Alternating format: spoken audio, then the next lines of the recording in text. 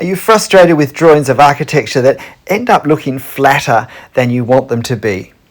Would you like to be able to capture more depth in facades and other architectural elements? Well, in this video, I'm going to explain my process of making sure that I capture all of the depth I can to ensure the most three-dimensionality in my drawing. We're drawing on paper, so it's 2 dimensions, so we have to work hard to create the effect of 3 dimensions. And this building in London, I thought, was a great one since it has a number of layers stepping back in its facade.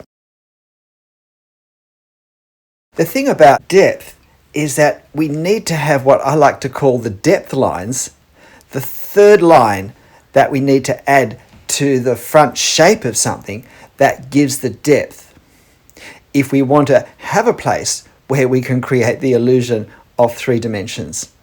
And exactly what we see depends on where we're viewing our object from.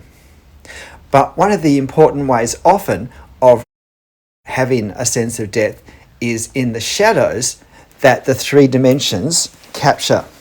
And if we don't have depth lines, we have nowhere to put the shadows. And the other thing we have to do is simply to leave enough room to put those depth lines. And this is where we come back to careful observation so often, that we look at what we're seeing and we think we've got an accurate sense of what's what, but we haven't observed enough to see exactly how the image changes from how it would look if we looked at it straight on. And I think that's one of the biggest problems with lack of observation. It's that when we see a scene such as this, it's easy to get a strong sense of how it would look if we were standing straight on instead of at this angle. And then when we go to draw each of these sections, each of these windows and sections of columns and whatnot, it's easy, therefore, to not allow for the depth elements that we see from this angle. And because we don't allow for them enough, or for enough of them, we flatten out the eventual drawing that we do. Now, the other thing you'll see me doing is being very careful with my perspective angles, because a strong sense of perspective, as in a scene such as this, a viewing position such as this, also sets us up to see depth. We expect to feel the depth, the 3 dimensions, because we can tell it's moving away from us at quite some angle because of the way it becomes smaller from right to left. It makes it even more important that we capture these depth lines.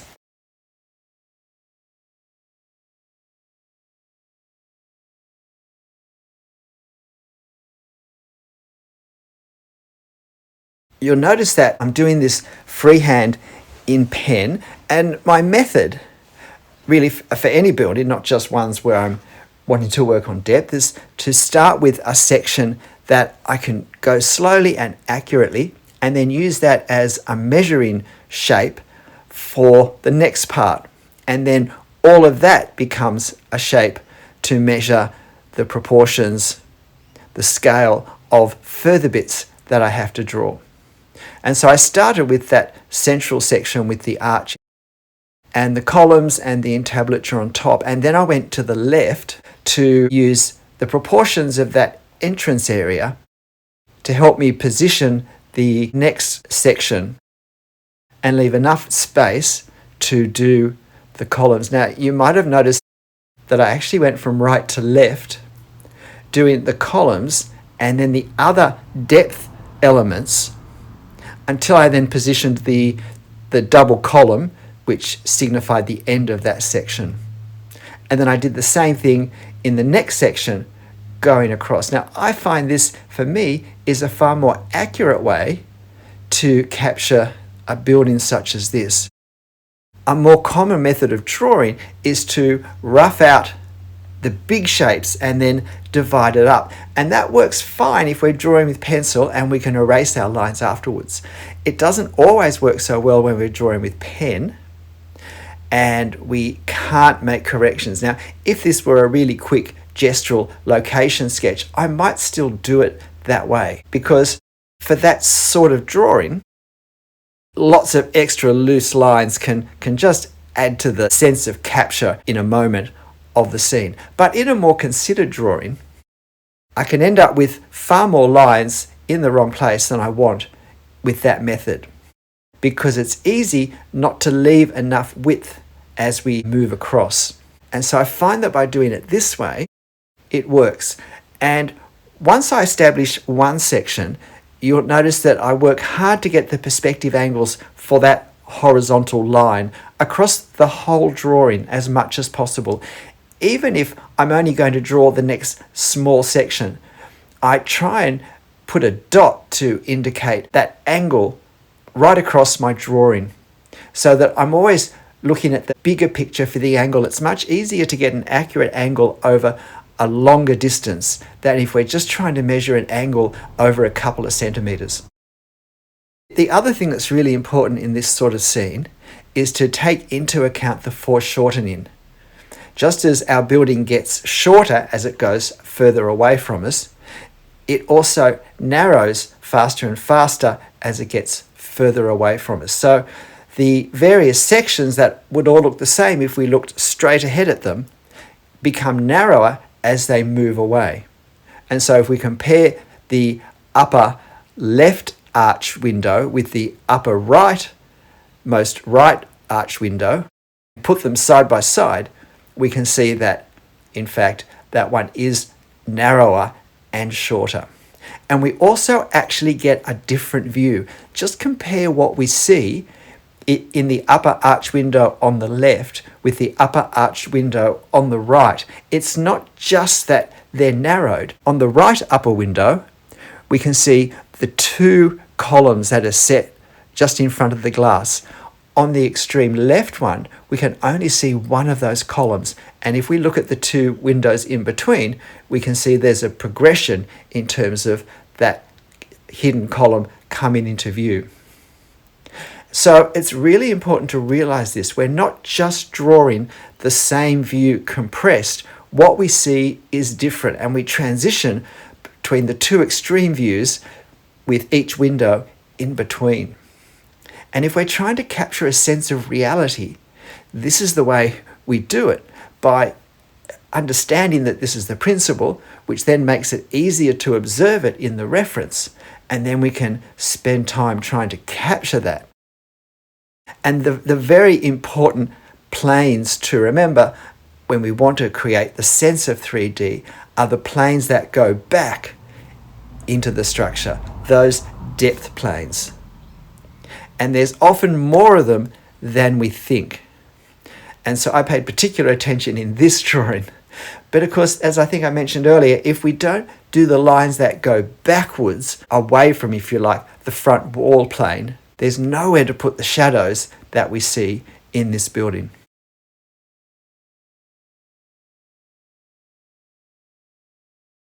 I find with this method of drawing freehand, once I move along, say, on one level, on the first floor level there, and spend a fair bit of time establishing my scale and my perspective angles, then when I go to the next level above, it becomes so much more faster, because the only thing I really have to work hard at that point is how far up that next level goes, the vertical proportions. But I've already established all of the horizontal proportions. And again, I work out the vertical point for one of the higher areas, one of the ones more to the right, and then I do the angle for the whole way across. And that now means that I've got the perspective angle and I've got the positioning for all the horizontal elements. And so it's really quite quick to start to fill in the architecture in each section, in each bay. Now, this drawing took me an hour and 10 minutes in real life to do. So it's a longer drawing for me for a YouTube video, but it still was a fairly brisk pace for what had to be drawn. So it's still very much a sketch, a quick sketch in my mind. Quite possibly, I might have been better off using marker on this for the values for the light and dark areas.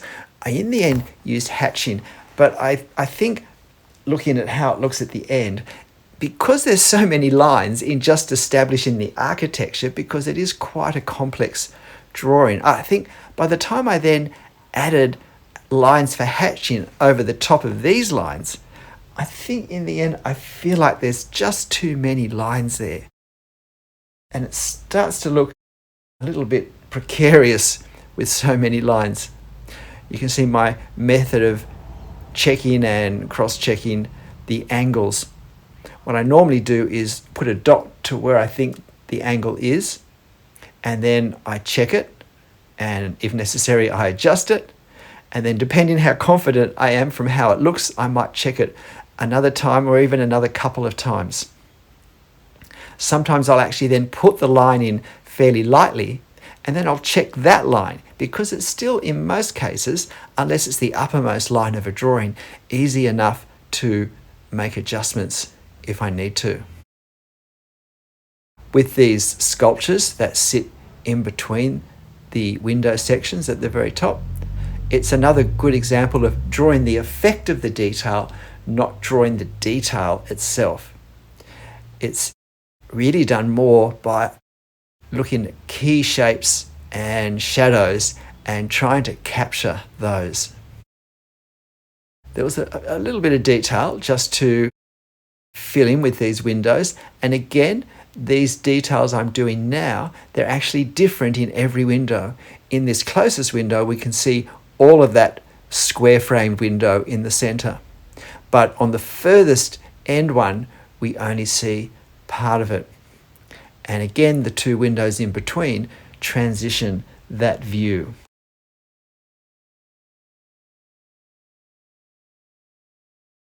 The one thing with this method of drawing one section and then moving across, is that in a scene such as this, where there are lots of vertical elements, we need to allow for the width of our line. It can be a bit deceptive, because often the width of our line really is too wide for the scale with which we're drawing. Now, I'm drawing with a 0.2 millimeter pen.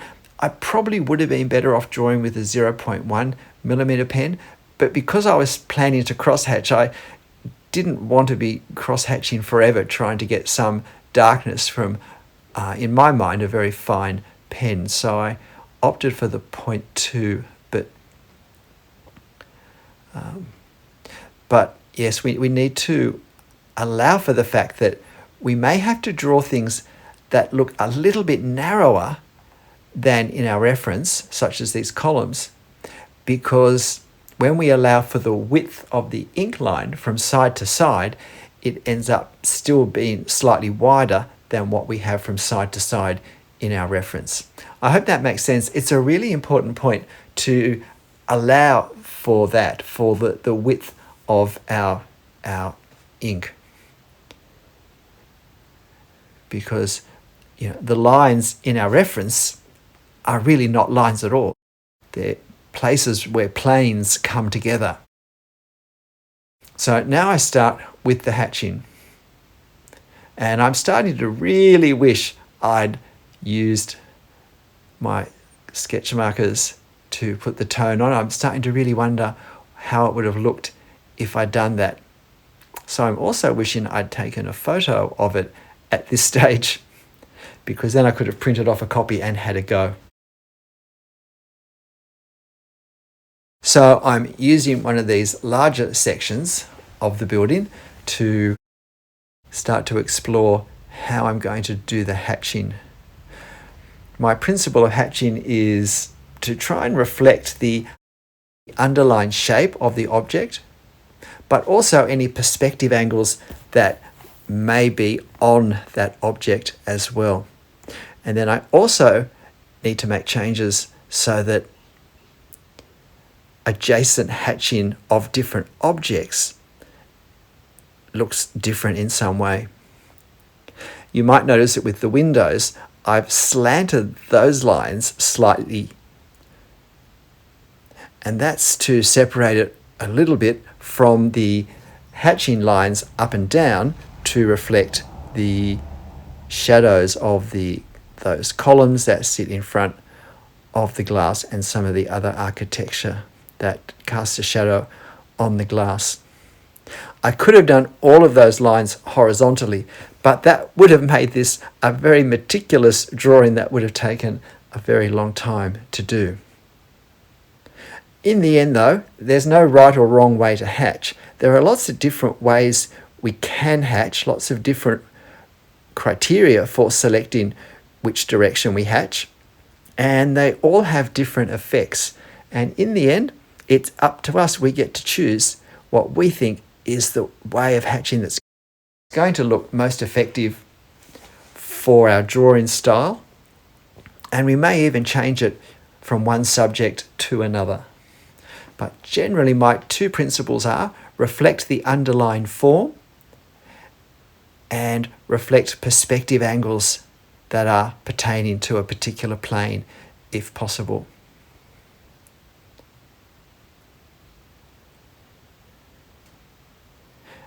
And that, of course, is not just for geometric objects such as architecture, but things such as animals and the like. Now, if you'd like to have a go drawing this London building, I think it says the School of London or something like that on it. If you'd like to have a go, I will post this reference photo on my channel community page. And if you don't want to draw the whole thing, you could just draw one section from top to bottom and see how that goes. That will give some experience in trying to capture the depth that we see in this facade. G'day, I'm Stephen Travers. Well, look, I hope you found this interesting. Being able to capture a sense of three dimensions in our architectural facades is such a great skill to have if we enjoy drawing architecture. But it does take really careful observation and some understanding of foreshortening, I think, to get it to work. But look, whatever you draw and however you draw it, make sure you have fun. I'll see you next time. Bye.